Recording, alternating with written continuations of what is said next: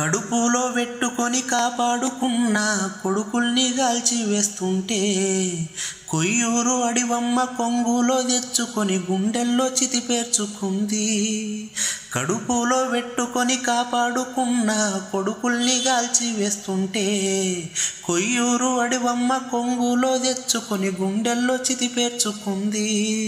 బిడ్డలెందరో నేల కొరిగినా రెప్పశోకం సంద్రమైనా కడుపు కోత నింగినంటినా రక్తపాతం ఎంత జరిగినా రాజులేని సంఘం వచ్చేదాకా పోరుకు పురుడు పోస్తానంది. పురిటి నొప్పుల తల్లి కన్నా అడవి తల్లి మనసు గొప్పది. బాధ్యతల్లో తండ్రి కంటే అడవి తల్లి పాత్ర పెద్దది.